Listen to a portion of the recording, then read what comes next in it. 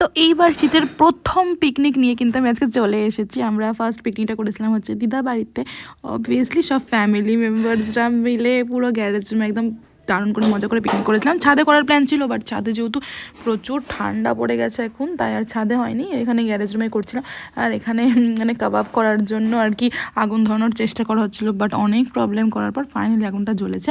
আর এখানে হচ্ছে আমাদের টেস্টি টেস্টি কাবাব। আর এই কাবাবটা কিন্তু আমার বড় মামা পুরোটা করেছে, আমি জাস্ট টুকটাক হেল্প করেছে বাটার ফাটার লাগানোতে। আর টেস্ট দারুণ ছিল।